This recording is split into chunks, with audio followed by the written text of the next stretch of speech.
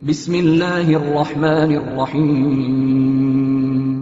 جنگ ایمو، جسے ایمو کے خلاف عظیم جنگ بھی کہا جاتا ہے، آسٹریلیا میں 1932 کے آخر میں فوج کی طرف سے نقصان دہ بننے والے پرندے ایمو کے خلاف لڑی جانے والی جنگ تھی۔ یہ ناکام لڑائی آسٹریلیا کے مقامی اور اڑنے سے معذور پرندے ایمو کے خلاف لڑی گئی۔ اس لڑائی میں ایمو کے خلاف فوجیوں کو لیوس گن یعنی ہلکی مشین گن دی گئی تھی۔ مقامی اخبارات میں اس سے جنگ کا نام دیا گیا۔ اگرچہ بہت سارے ایمو مارے گئے، مگر ایمو کی کل آبادی برقرار رہی اور فصلوں کو نقصان بھی پہنچاتی رہی۔ پس منظر: پہلی جنگ عظیم کے بعد آسٹریلیا کے فوجیوں کی بڑی تعداد نے، جن میں برطانوی فوجی بھی شامل تھے، مغربی آسٹریلیا میں زراعت کا کام شروع کیا۔ عظیم مندی کا دور 1929 میں شروع ہوا تو ان کسانوں کی گندم کی زیادہ پیداوار کے لیے حکومت کی طرف سے حوصلہ افزائی کی گئی، اور اگر وہ ناکام رہتے تو حکومت انہیں امداد بھی دیتی۔ تاہم حکومتی حوصلہ افزائیوں اور امداد کے وعدوں کے باوجود گندم کی قیمت گرتی رہی، اور اکتوبر 1932 میں معاملات اس وقت بہت گھمبیر ہو گئے جب کسانوں نے فصل کاٹنے کا ارادہ کیا اور حکومت کو دھمکی دی کہ وہ حکومت کو گندم نہیں دیں گے۔ کسانوں کی مشکلات اس وقت بڑھ گئیں جب 20,000 ایمو اپنی سالانہ افزائشی نسل کے دوران میں ہجرت کر کے یہاں آئے۔ ایمو ہر سال ایسا کرتے ہیں۔ یہاں پہنچتے تو انہیں نہ صرف صاف زمین ملی بلکہ زراعت کے لیے بنائے گئے نہروں سے پانی بھی آسانی سے ملتا، لہٰذا ایمو نے یہاں رہنے کا فیصلہ کیا اور فصلوں سے پیٹ بھرنے لگے۔ اس کے علاوہ جب وہ باڑھ سے گزرتے تو بڑے سوراخ کر جاتے، اور ان سوراخوں میں بعد میں خرگوش اندر گھس کر مزید تباہی پھیلاتے۔ کسانوں نے اپنے خدشات سے حکومت کو آگاہ کیا کہ یہ پرندے ان کی فصلوں کو تباہ کر رہے ہیں، اور سابق فوجیوں کا ایک وفد جا کر وزیر دفاع سر جارج پیریس سے ملا۔ پہلی جنگ عظیم میں شمولیت کی وجہ سے ان فوجیوں کو مشین گن چلانے کا پورا علم تھا، چنانچہ انہوں نے مشین گنیں مانگی۔ متعلقہ وزیر نے فوراً حامی بھر لی، تاہم کچھ شرائط عائد کر دیں۔ مشین گن کے استعمال کے لیے فوجی بھیجے جاتے اور فوجیوں کی منتقلی کا خرچہ مغربی آسٹریلیا کی حکومت ادا کرتی، جبکہ فوجیوں کی رہائش، گولے بارود کا خرچہ اور کھانے پینے کی ذمہ مقامی کسانوں کے سر ہوتا۔ پیریس کا خیال تھا کہ نشانے کی مشق کے لیے یہ پرندے بہت مناسب تھے، جبکہ حکومت کے اندر کچھ اہلکار یہ چاہ رہے تھے کہ اس طرح وہ دوسروں کی نظر میں مغربی آسٹریلیا کے کسانوں کی مدد کرتے دکھائی دیتے۔ فوجیوں کے علاوہ فاکس مووی ٹون کیمرہ مین بھی ان کے ساتھ بھیجا۔ جنگ فوجیوں کی شمولیت اکتوبر 1932 میں شروع ہوئی۔ ان کی سربراہی سیونت ہیوی بیٹری کے میجر میڈتھ کے پاس تھی۔ ان کے پاس 2 مشین گنیں اور 10,000 گولیاں تھیں۔ تاہم برسات شروع ہونے کی وجہ سے یہ آپریشن کچھ تاخیر کا شکار ہوا، اور اس کے دوران ایمو خاصے بڑے رقبے میں پھیل گئے۔ 2 نومبر 1932 کو بارشیں ختم ہوئیں اور فوجیوں کو تیار کر دیا گیا۔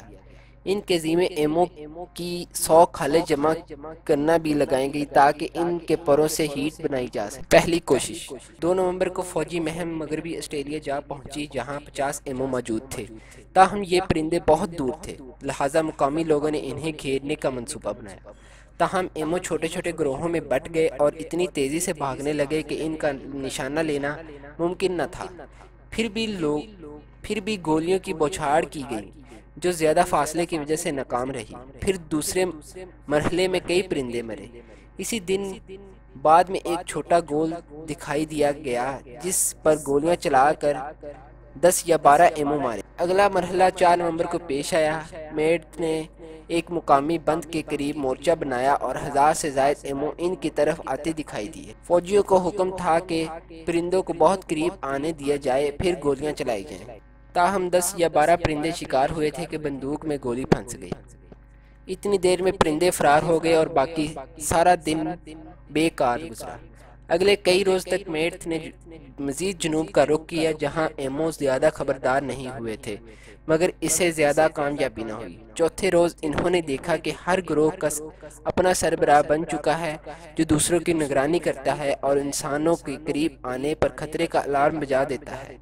ایک بار تو میٹھ نے ٹرک پر مشین گن لاد کر ایمو کے پیچھے کیا مگر ناکامی ہوئی کہ ٹرک بہت زیادہ ہلتا تھا اور اس کی رفتار بھی ایمو سے بہت کم تھی۔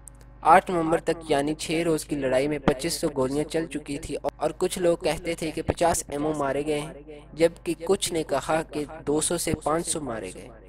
تاہم فوجی اس بات پر مطمئن تھے کہ ان کا کوئی ساتھی نہیں مارا گیا۔ اس کا نتیجہ پرندوں کے ایک ماہر نے سروے کچھ یوں نکالا: مشین گن چلانے والوں کا خیال تھا کہ وہ انتہائی قریب سے گولی چلا کر بے شمار پرندے مار لیں گے، تاہم ایمو نے گوریلا لڑائی شروع کر دی اور وہ بے شمار چھوٹے چھوٹے ٹکڑوں میں بٹ گئے، جس کی وجہ سے فوجی ہتھیار بیکار ہو گئے۔ پورے مہینے کی لڑائی کے بعد فوجی ناکام لوٹے۔ 8 نومبر کو آسٹریلیا کے ایوان نمائندگان میں اس پر گفتگو ہوئی۔ مقامی اخبارات میں اس کی منفی تصویر کشی ہوئی، جس میں کہا گیا کہ چند ایمو مارے گئے۔ پیریس نے 8 نومبر کو فوجی دستہ واپس بلا لیا۔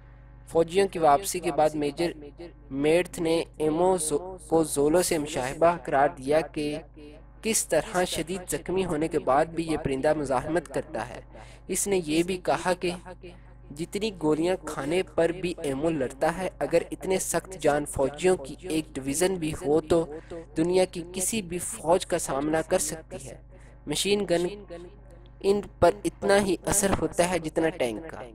یہ زولو جیسے تھے جن پر ڈم ڈم یعنی پھیلنے والی گولیاں بھی بیکار تھیں۔ فوجیوں کی واپسی کے بعد ایمو نے فصلوں پر حملے جاری رکھے۔ کسانوں نے پھر حکومت سے مدد مانگی اور غرض پیش کیا کہ گرم موسم اور قحط سالی کی وجہ سے ایمو اب ہزاروں کی تعداد میں کھیتوں پر حملہ کر رہے ہیں۔ جیمز مچل نے، جو مغربی آسٹریلیا کا وزیر اعلیٰ تھے، فوج بلوانے کی بھرپور حمایت کی۔ اس وقت 20 کمانڈر نے رپورٹ پیش کی کہ پہلی کارروائی میں 300 ایمو مارے جا چکے ہیں۔ 20 کمانڈر کی رپورٹ پر عمل کرتے ہوئے 12 نومبر کو وزیر دفاع نے فوجی کارروائی کی اجازت دی۔ اس نے سینٹ میں اس فیصلے کا دفاع کرتے ہوئے کہا کہ ایمو کی بڑھتی ہوئی تعداد کسانوں کے لیے خطرہ تھی، لہٰذا اس نے اجازت دے دی۔ فوجی نے ہتھیار دینے کی حامی بھری مگر مغربی آسٹریلیا کے مقامی حکومت مطالبہ افرادی قوت دیتی۔ میڈتھ ایک بار پھر اس مہم کا سربراہ بنا کیونکہ ریاست میں مشین گن کے تجربہ کار فوجی نہ تھے۔ 13 نومبر 1932 کو فوجیوں کو پہلے 2 دن کامیابی ملی اور 40 ایمو مارے گئے۔ تیسرے روز ایک بھی ہاتھ نہ لگا۔ 2 نومبر تک لگ بھگ 100 ایمو ہر ہفتے مارے جاتے رہے۔ میڈتھ نے 10 دسمبر کو کارروائی ختم کی اور اعلان کیا کہ کل 986 ایمو مارے گئے، جبکہ لگ بھگ 2500 بھی بعد میں زخمیوں کی تاب نہ لا کر مارے گئے ہوں گے۔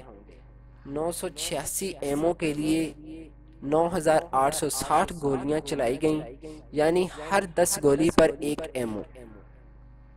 اس جنگ کا نتیجہ یہ نکلا۔ اس مہم میں ناکامی کے بعد بھی کسانوں نے حکومت سے 1934، 1943 اور پھر 1948 میں فوجی مدد مانگی، تاہم حکومت نے 1923 میں متعارف کرایا جانے والا انعام کا سلسلہ جاری رکھا۔ یہ سلسلہ کامیاب رہا اور کل 57,034 ایمو مارے گئے اور ان کے شکاریوں نے انعام وصول کیا۔ یہ تعداد 1934 میں محض 6 ماہ میں شکار ہوئی۔ دسمبر 1932 میں اس لڑائی کے متعلق برطانیہ تک خبر پھیل گئی۔ کئی لوگوں نے اسے نادر پرندے ایمو کا قتل عام قرار دیا۔ 1930 اور اس کے بعد ایمو کو زرعی علاقوں سے باہر رکھنے کے لیے باڑ کا تصور عام ہو گیا۔